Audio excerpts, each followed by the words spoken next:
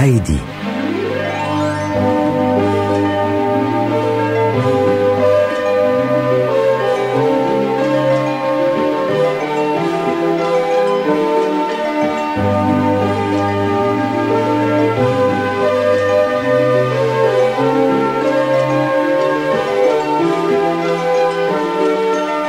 Depuis la mort de ses parents, lorsqu'elle avait 1 an, Heidi, petite fille suisse, a été élevée par sa tante Dete, puis confiée par celle-ci à son grand-père, un vieil homme vivant en ermite dans les alpages suisses, où elle grandit heureuse parmi la nature. Mais voilà qu'un jour, sa tante Dete vient la rechercher pour aller habiter en ville. Et quand on a 8 ans, on est malheureusement obligé d'obéir. La fillette va-t-elle aimer cette nouvelle vie? C'est ce que nous allons découvrir. À la mort de son père et de sa mère, Heidi a été confiée à sa tante Dete. Cette jeune et robuste montagnarde s'en est toujours très bien occupée. Mais un jour, on lui propose une place chez des gens à Francfort. Que faire alors de la petite? Dete a une idée. Elle va confier l'enfant à son grand-père. Après tout, il n'a jamais veillé sur elle. Eh bien maintenant, c'est son tour. C'est ainsi que Dete, après avoir rassemblé les affaires de Heidi, l'a conduite à travers la campagne suisse. Seulement, la tante de la petite fille est préoccupée car elle craint beaucoup la réaction du vieil homme. En effet, il y a plusieurs années, il a fui le charmant village de Dörfli pour aller vivre tout seul dans la montagne. Et depuis, il est devenu encore plus renfermé et farouche qu'auparavant. Arrivés à mi-chemin, Dete et Heidi respirent déjà la bonne odeur de l'herbe des montagnes. Désormais, le sentier est abrupt et monte directement aux alpages. En cours de route, la petite fille fait la connaissance de Pierre le chevrier. Pierre a 11 ans et habite avec sa mère et sa grand-mère aveugle dans un chalet si vieux que lorsque le vent souffle un peu trop fort, tout craque. Les portes, les fenêtres et même les poutres du toit. Chaque matin, il descend chercher les chèvres à Dörfli et les conduit à l'alpage pour qu'elles broutent jusqu'au soir de la bonne herbe courte et drue. Enfin, après 3/4 d'heure de marche, Dete, Heidi et Pierre atteignent enfin le pâturage où se dresse le chalet du grand-père, là précisément où la vue embrasse toute la vallée. Le vieil homme est assis sur un banc. La pipe à la bouche et les 2 mains posées sur les genoux, il les regarde tranquillement monter. En arrivant tout en haut, Heidi se précipite vers le montagnard et lui lance d'un ton joyeux « Bonsoir, grand-père !» Surpris par tant d'élan, le vieil homme répond d'une voix rude. « Que veux-tu » Pas du tout intimidé, Heidi affronte le regard sévère de son grand-père et regarde sa longue barbe et ses épais sourcils.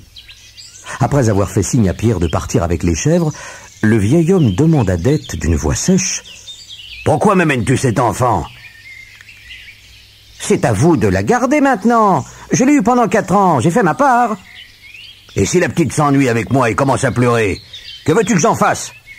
Oh, c'est votre affaire. Personne ne m'a aidé non plus à la mort de son père et de sa mère. Maintenant, je dois partir travailler à Francfort et vous êtes le plus proche parent de l'enfant. Faites-en ce que vous voudrez. Si elle dépérit, c'est vous qui en serez responsable. Craignant la colère du vieil homme, Dete embrasse rapidement Heidi et dévale la montagne jusqu'à Dörfli. Sitôt la jeune femme partie, le grand-père s'assoit de nouveau sur le banc, tire de sa pipe de gros nuages blancs et fixe le sol sans dire un mot. Heidi, elle, est déjà en train de visiter l'étable à chèvres et écoute le vent gémir à travers les branches des sapins. Puis elle revient se poster devant le vieil homme qui lui demande d'une voix bourrue, mais néanmoins emplie de tendresse. « Que veux-tu faire maintenant ?»« Je voudrais voir ce qu'il y a à l'intérieur du chalet. » Esquissant un sourire, le vieux montagnard se lève et pousse la porte du chalet. Il y a une grande pièce, et au milieu, une table et une seule chaise. Puis dans un coin, un lit, et en face, une armoire. En examinant la chambre, Heidi demande d'une petite voix « Où dois-je dormir, grand-père ?»« Où tu voudras. » Soudain, Heidi remarque une échelle dressée près du lit de son grand-père. Elle y monte et arrive au fenil, où près d'une meule de foin frais et odorant se trouve une lucarne ronde donnant sur toute la vallée. Émerveillée de la beauté du paysage, la fillette s'écrie Je veux dormir ici. En plus, il y a déjà une couchette de foin. Grand-père, tu peux juste me monter un drap, s'il te plaît? Et aussitôt, le vieil homme va chercher un drap fait en grosse toile, puis un sac bien épais en guise de couverture. Ensuite, il allume un feu et sort de l'armoire un gros bout de fromage. Une fois le repas terminé, le grand-père s'occupe de nettoyer les tables des chèvres pendant que la petite fille saute et danse sous les arbres, écoutant la musique du vent dans les sapins. Alors qu'elle court autour du chalet, un coup de sifflet strident l'arrête. C'est Pierre qui rassemble ses chèvres et redescend du haut de la montagne. Arrivé au chalet, 2 d'entre elles sortent aussitôt du troupeau et s'élancent lécher les mains du vieil homme, car elles savent que chaque soir, il les attend avec un peu de sel. Folle de joie, Heidi caresse les 2 bêtes et dit en sautillant autour d'elles: « Sont-elles à nous, grand-père? Dorment-elles dans les tables? Et comment s'appellent-elles » ? Oui, petite, elles sont bien à nous. La blanche se nomme Blanchette et la brune Brunette. Tiens, va chercher une tasse et un morceau de pain. Heidi se précipite vers l'armoire, car elle veut absolument voir son grand-père traire Blanchette. La petite fille n'a jamais bu un lait aussi bon, et quand le vieil homme lui demande d'aller dormir, elle ne s'est non plus jamais couchée dans un lit aussi douillet. Réveillée dès l'aube par un coup de sifflet, Heidi comprend tout de suite que Pierre vient d'arriver et qu'il va emmener Blanchette et Brunette en haut de la montagne. Pressée d'aller embrasser les chèvres, la fillette s'habille en quelques secondes et descend l'échelle de bois. Mais quand son grand-père lui propose d'accompagner le chevrier dans les pâturages, là, elle saute de joie. Et voilà les 2 enfants grimpant gaiement côte à côte, suivis des chèvres. En chemin, Heidi est attirée dans toutes les directions. D'un côté, le sol est jaune de prime vert, de l'autre il est bleu de campanule, et partout des digitales et des gentianes inclinent leurs têtes au soleil. Désirant faire un bouquet pour sa chambre, elle ouvre alors son tablier et cueille des fleurs de toutes les couleurs. Soudain, elle entend un croassement aigu, suivi d'un cri perçant. Puis elle aperçoit un épervier qui tournoie au-dessus d'elle avant de disparaître derrière les rochers. Après avoir déjeuné, Heidi se remet à courir et à sauter joyeusement au milieu du troupeau, demandant à Pierre comment s'appelle chacune des bêtes. Et elle ne voit pas la journée s'écouler. Lorsque le soleil descend à l'horizon et qu'il est sur le point de disparaître derrière les montagnes, colorant le paysage de rouge et d'or, il est temps de rentrer. En revenant au chalet, Heidi a déjà hâte d'être au lendemain pour gambader au milieu des chèvres et les caresser, et revoir le soleil couchant enflammer les montagnes de ses rayons. Et quand elle s'endort, elle se met bien sûr à rêver des montagnes, du soleil, des fleurs et des chèvres.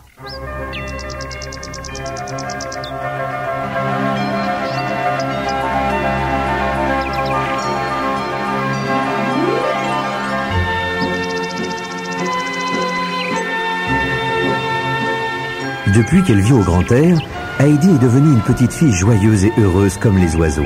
Et l'hiver a beau l'empêcher de courir dans la montagne, elle n'en garde pas moins sa bonne humeur.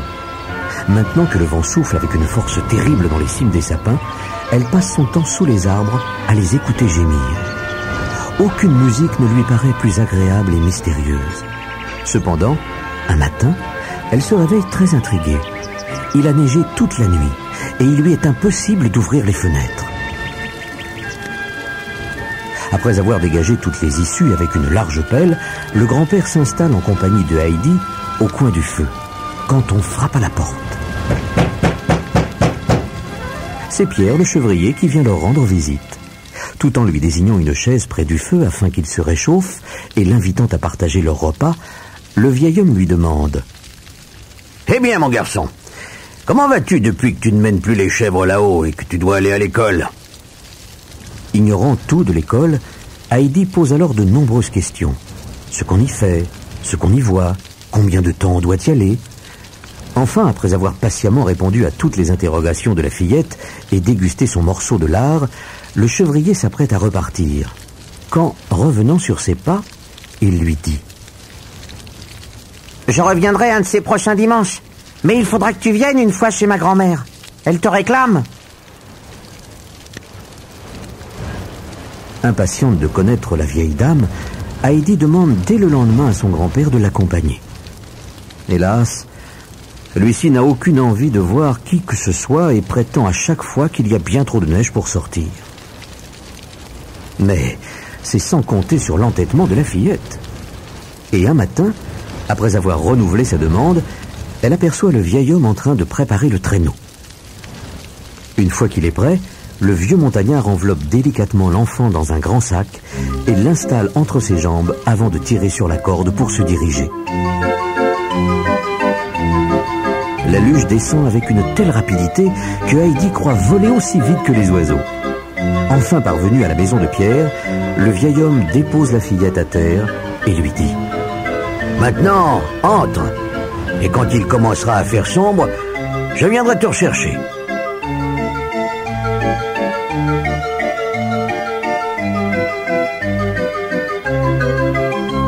Heidi est à peine entrée dans le chalet que la grand-mère du chevrier lui pose de nombreuses questions sur sa vie. Voilà de longues années qu'elle n'a pas revu le vieil homme, et elle est tout étonnée d'apprendre qu'il est très gentil avec la fillette. Ainsi donc, cet homme ne serait pas aussi rustre que le prétendent tous les gens du village. Assise près de la vieille femme aveugle, Heidi raconte en détail tout ce que fait son grand-père pour elle. À son tour, la vieille femme lui confie sa crainte d'entendre un jour son chalet s'effondrer de vieillesse. À la tombée de la nuit, la fillette repart sans rien dire et retrouve son grand-père qui est venu la rechercher sur le sentier. Dès leur arrivée au chalet, elle lui annonce « Demain, il faudra que nous retournions chez la grand-mère de Pierre, mais tu prendras ton marteau et des clous parce que tout craque chez elle. » Qui t'a dit ça? Personne. Je l'ai vu moi-même. Rien ne tient plus dans cette maison, et quand la tempête hurle, elle provoque un tel bruit que la pauvre dame a peur que tout lui tombe sur la tête. Et Pierre est trop jeune pour tout réparer. Et pense, grand-père, elle voit toujours tout noir. Personne ne peut la guérir, excepté toi.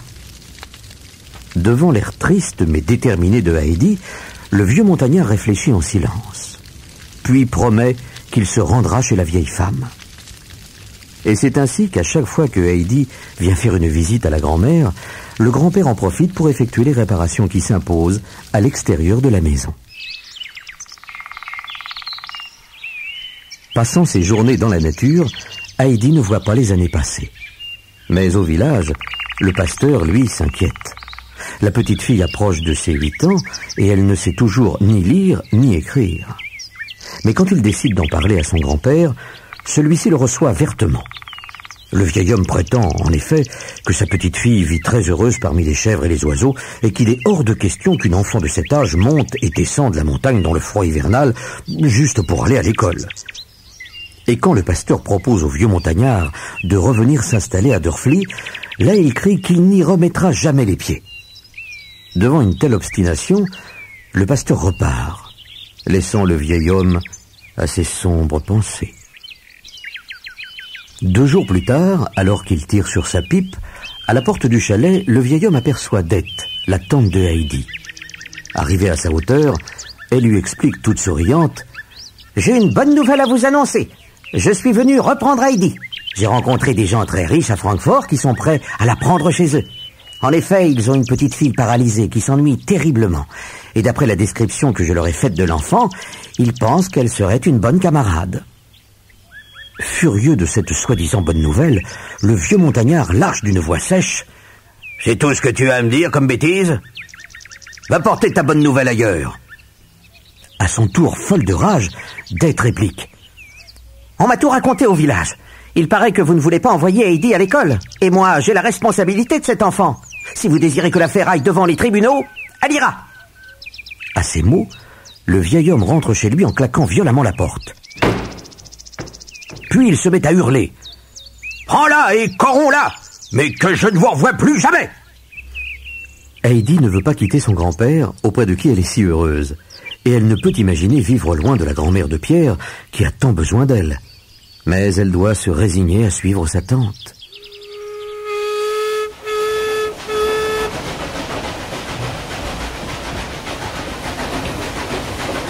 Après un voyage en train, Heidi et sa tante arrivent enfin à Francfort, puis sonnent à la porte d'une grande et belle maison.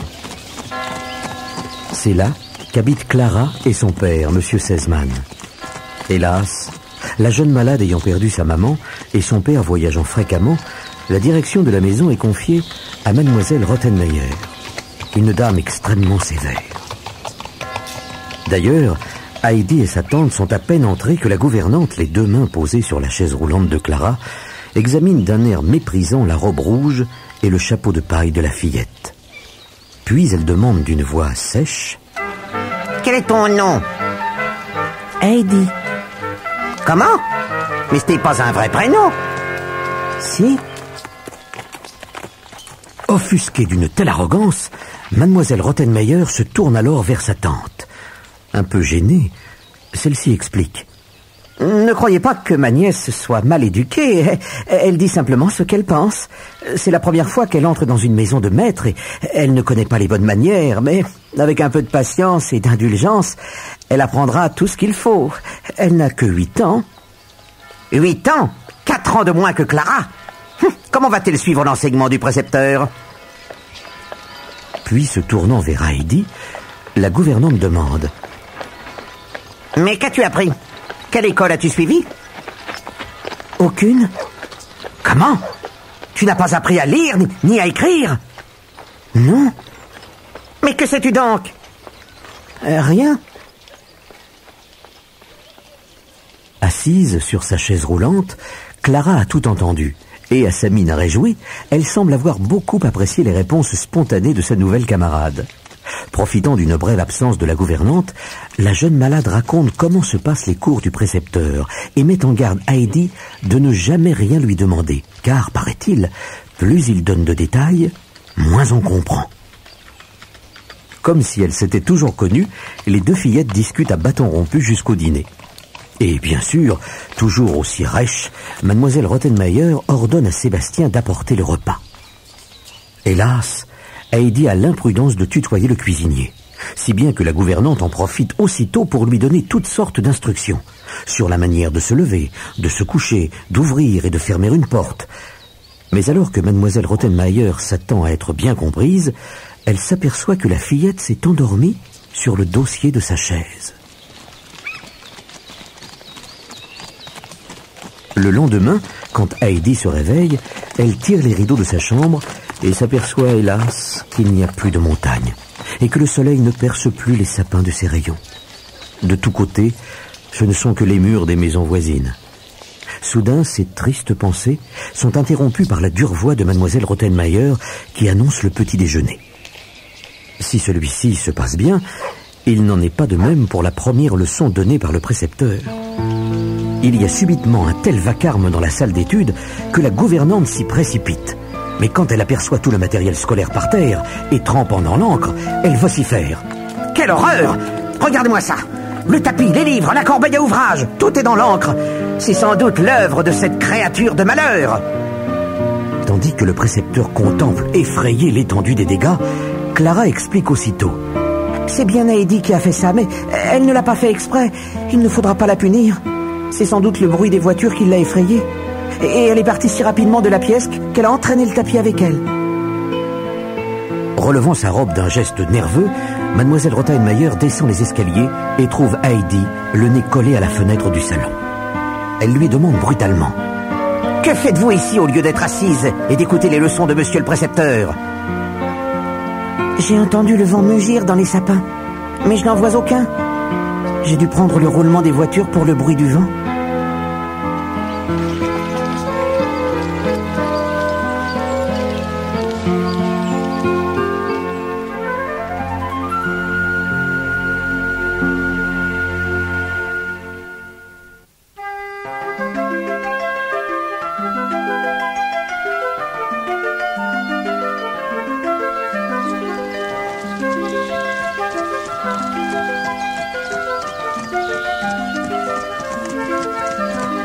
Au fil des jours, Heidi comprend qu'elle ne reverra pas de sitôt les beaux paysages montagneux suisses où l'air est si pur et la vie si douce. Elle s'ennuie de plus en plus. Parfois même, quand elle raconte à Clara ses journées passées dans les montagnes, elle se sent prête à pleurer.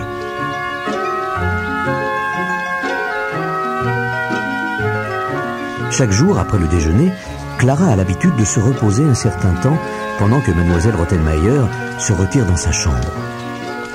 Alors, Heidi se retrouve seule avec ses tristes pensées. Un jour, apercevant au loin le clocher d'une église, elle décide d'y aller et d'y monter. Là au moins, la vue est dégagée. Partie en cachette, elle gravit des petites rues en compagnie d'un joueur d'orgue de Barbarie et arrivée à l'église, elle demande au gardien si elle peut monter en haut du clocher pour y respirer l'air frais.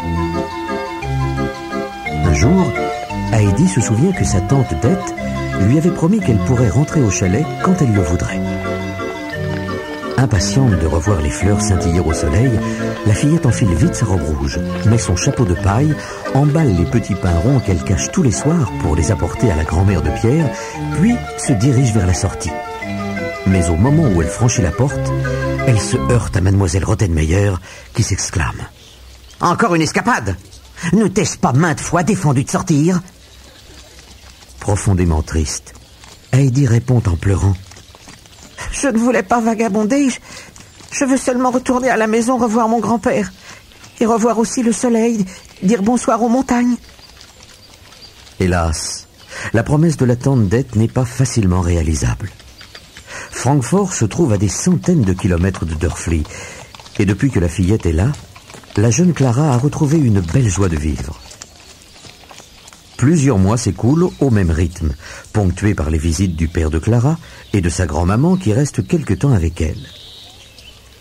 Heidi, qui connaît maintenant son alphabet parfaitement, lit de merveilleuses histoires à Clara ou confectionne avec elle de jolies robes pour ses poupées. Mais ces distractions, hélas, n'enlèvent que peu de temps la fillette à son mal du pays. Et tous les soirs, lorsqu'elle se retrouve seule dans sa chambre, Heidi enfouit sa tête sous l'oreiller et pleure en silence. Peu à peu, l'état de Heidi s'aggrave. Elle perd l'appétit, et au fil des jours, elle devient de plus en plus maigre et de plus en plus pâle. Elle ne pense plus qu'à une seule chose, gambader dans l'herbe avec Blanchette et Brunette, ses chèvres préférées. Depuis quelques jours, mademoiselle Rottenmeier a des comportements étranges. Dès qu'il fait sombre, elle se retourne constamment et regarde dans tous les coins, comme si elle craignait que quelqu'un ne surgisse. Elle est en effet soucieuse, car chaque matin les domestiques trouvent la porte d'entrée grande ouverte. Pourtant, aucun objet n'a été volé.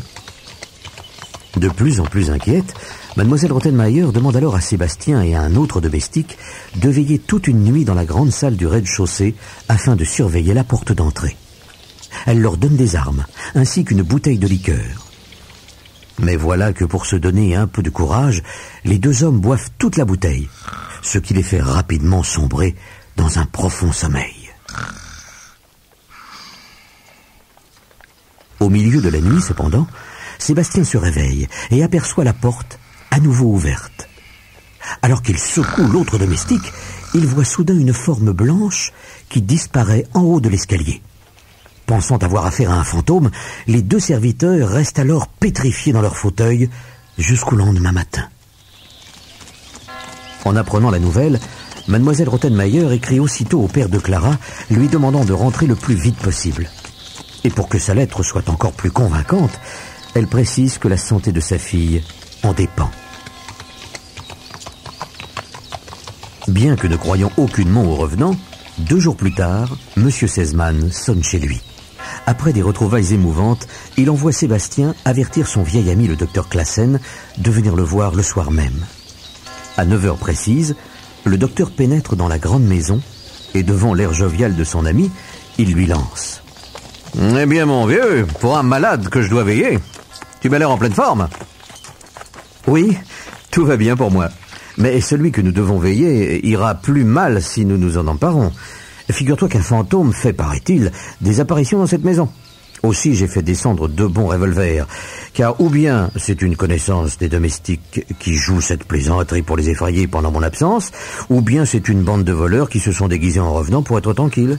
En tout cas, nous saurons les recevoir. » Tout en échangeant de vieux souvenirs, les 2 amis s'installent à leur tour dans la grande salle du rez-de-chaussée et attendent. À minuit, l'heure des fantômes, Rien. Pas un bruit. Soudain, à une heure, le docteur entend un léger bruit. Il murmure aussitôt au père de Clara. « Tu as entendu ? On dirait qu'on tourne une clé dans la serrure. » Le docteur a raison, car quelques secondes plus tard, les deux veilleurs entendent la porte d'entrée s'ouvrir. Sans faire le moindre bruit, le docteur s'empare de la lampe à pétrole et saisit son revolver. Derrière lui, M. Sesemann a déjà le doigt sur la détente.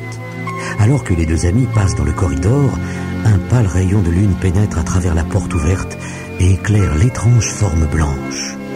Tout en s'approchant d'elle, le docteur demande d'une voix forte. « Qui va là ?» Tout d'un coup, un petit cri angoissé résonne. Heidi est là, pieds nus et en chemise de nuit, face à deux revolvers. Le père de Clara lui demande aussitôt ce qu'elle fait là, mais la fillette, blanche de peur, murmure qu'elle n'en sait rien. Ayant une petite idée, le docteur fait signe à son ami de le laisser seul avec elle. Puis, tenant l'enfant par la main, il monte la coucher. Après l'avoir calmée, il lui demande doucement. « Bon, maintenant que tu n'as plus peur, dis-moi ce que tu voulais faire. » « Je ne sais pas, je ne suis pas descendu et subitement je me suis retrouvé en bas. » « Oh, tu as dû cependant faire un rêve, mon petit. » Au mot rêve, Heidi a soudain les yeux qui s'allument. « Oh oui, à chaque nuit je rêve la même chose. Je crois que je suis chez mon grand-père. J'entends bruire les sapins devant la cabane. Je sais que les étoiles brillent au firmament. Je descends, j'ouvre la porte du chalet. Et c'est si beau. Mais quand je me réveille le matin, je suis hélas de nouveau ici, à Francfort. » Soudain, toutes les larmes qu'elle n'a pas eu le droit de montrer à cause de Mademoiselle Rottenmeier coulent toutes ensemble. Émue par tant de chagrin, le docteur lui promet que bientôt, elle se réveillera très heureuse. Puis, il redescend dans la grande salle retrouver son ami et lui annonce aussitôt d'une voix sombre. « Bien. Premièrement, la petite est somnambule. C'est elle qui inconsciemment a fait le fantôme et épouvanté toute la maison. Deuxièmement, ce qui est beaucoup plus grave, c'est qu'elle a un tel mal du pays qu'elle est devenue très nerveuse et qu'elle ressemblera bientôt à un squelette si elle continue à vivre ici. Et j'aurais beau lui donner toutes les pilules, cela ne changera rien. Il n'y a donc qu'à Ahmed, la laisser repartir dans ses montagnes. »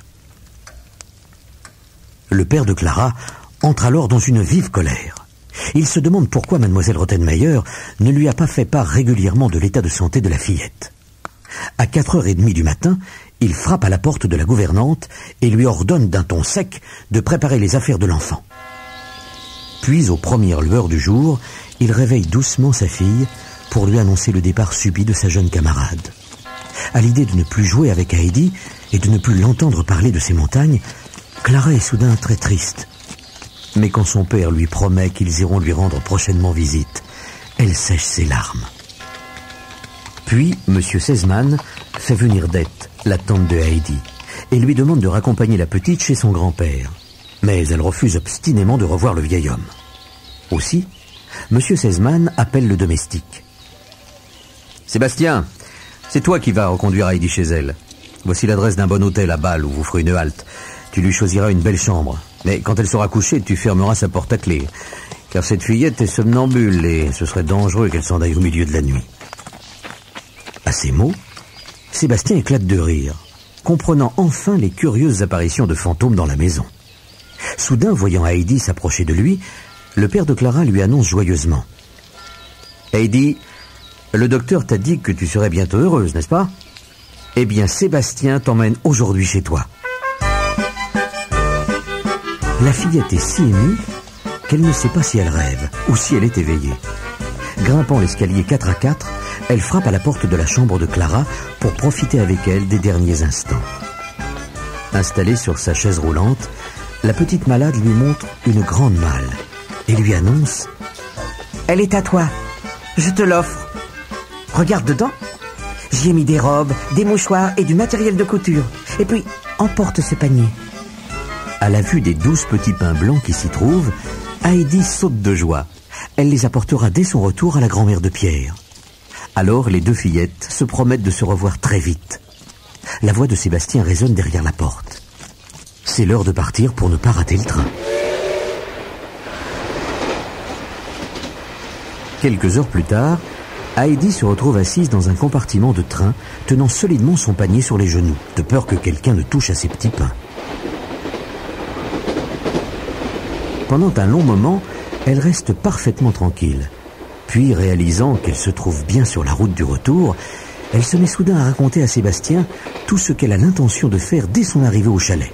Fatiguée de ses propres paroles, la fillette finit par s'endormir jusqu'à Bâle.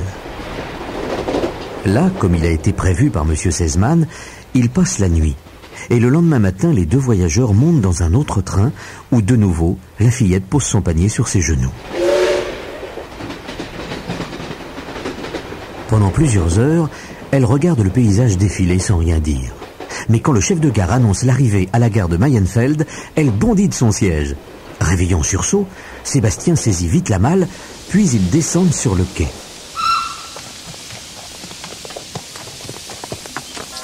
À quelques mètres de la gare, il aperçoit une charrette attelée d'un maigre cheval. S'approchant de l'homme qui la conduit, le domestique lui demande « Quel est le chemin le plus sûr pour aller à Dörfli, s'il vous plaît ?» Bon, tous les chemins sont sûrs ici, jeune homme. Je vais moi aussi à Dörfli, alors si cela vous intéresse, je peux vous y conduire. Non, pas moi, merci, je dois retourner à Francfort, mais pourriez-vous prendre grand soin de cet enfant ? Sébastien, ayant ainsi confié la petite fille à l'inconnu, lui tend la main en lui disant adieu et charge sa malle sur la charrette. Plus la carriole approche du village, plus l'émotion de la fillette grandit. En chemin, elle reconnaît les arbres et aperçoit les premiers rochers. À peine arrivée à Dörfli, Heidi gravit la montagne aussi vite que ses jambes le lui permettent. Lorsqu'elle aperçoit le chalet de la grand-mère de Pierre, son cœur se met soudain à battre plus fort. Mais elle est si impatiente d'embrasser la vieille femme qu'elle se met à courir plus vite encore. Et c'est tout essoufflée qu'elle surgit dans sa chambre. « Me voici, grand-mère, me voici. Je suis là. Plus jamais je ne repartirai. Et pendant bien des jours, tu ne mangeras plus du pain noir. » Puis, d'un geste vif, Heidi déballe les 12 petits pains et les pose sur les genoux de la vieille femme. Émue aux larmes, elle prend alors l'enfant contre elle et caresse longuement ses cheveux bouclés. Après avoir raconté brièvement sa vie à Francfort, la fillette remet son chapeau de paille et s'élance dans la montagne. Quelques minutes plus tard, elle aperçoit enfin le chalet de son grand-père. Mais quand elle voit le vieil homme assis sur son banc, en train de fumer sa pipe, là, elle court à perdre haleine, se jeter dans ses bras en criant « Grand-père, grand-père, ah, je m'ennuyais tellement de toi !» Jamais le vieux montagnard n'a été aussi ému. Il regarde un instant sa petite fille en silence et la prend dans ses bras. La voix légèrement tremblante, il lui dit « Veux-tu boire un verre de lait ?» « Oh oui, grand-père. Notre lait est le meilleur du monde. » Soudain, un coup de sifflet aigu retentit. C'est Pierre qui redescend les chèvres du haut de la montagne. La fillette bondit aussitôt au milieu du troupeau et court embrasser Blanchette et Brunette. Et le chevrier est si heureux de retrouver Heidi qu'il lui demande tout de suite si elle viendra le lendemain s'occuper des chèvres avec lui. Quand Heidi revient au chalet, son lit de paille est à nouveau prêt dans le fenil. Et quand c'est l'heure d'aller se coucher, la fillette s'endort profondément. Son grand-père, lui, ne dort pas de la nuit. Il ne cesse d'aller vérifier si l'enfant dort paisiblement. Et il veille à ce qu'aucun rayon de lune ne vienne troubler son sommeil.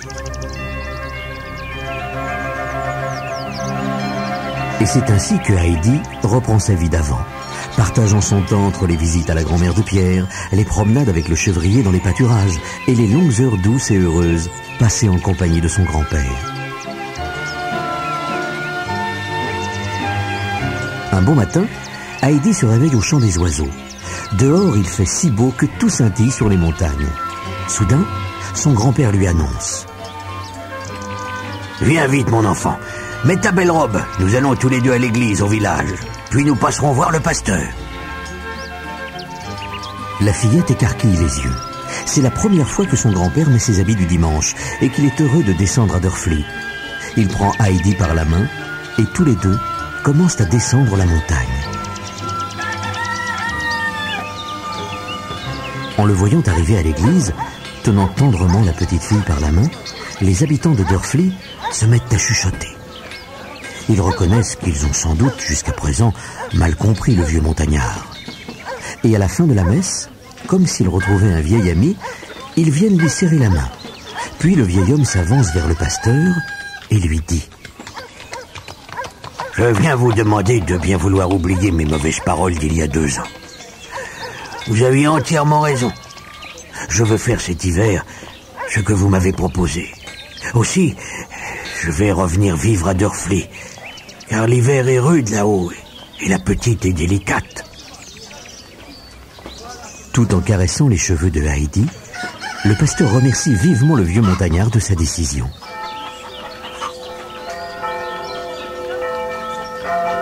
Alors que la fillette et son grand-père commencent la remontée vers le chalet, toutes les cloches du village se mettent soudain à carillonner pour fêter l'événement. Le grand-père décide alors de passer faire une petite visite à la grand-mère de Pierre. Et alors qu'ils parlent de leur bonheur d'avoir retrouvé Heidi parmi eux, Pierre arrive tout essoufflé et tente une lettre adressée à Heidi. La fillette reconnaît immédiatement l'écriture de Clara. Dès les premières lignes, elle saute de joie. Son amie lui annonce en effet qu'elle viendra avec son père d'ici quelques mois. Elle compte bien la voir tous les jours et pouvoir se promener elle aussi dans ces montagnes dont Heidi lui a si souvent parlé. Elle termine sa lettre en lui précisant: Malheureusement, je ne pourrai pas marcher toute seule. Il faudra que ton ami Pierre et toi vous m'aidiez à sortir de mon fauteuil et que vous me supportiez pour que je puisse faire quelques pas sur cette herbe si drue. Aussitôt, Heidi lance au chevrier: Depuis le temps que je te parle de Clara, tu vas enfin la connaître. Si tu veux bien, nous l'emmènerons pique-niquer sur la montagne. Elle ne l'a jamais vue. Sur ces paroles, Heidi et son grand-père quittent la maison de Pierre et remontent tranquillement jusqu'à leur chalet qui resplendit au soleil couchant, en pensant déjà à la venue de la famille Sesemann et à la fête que cela sera.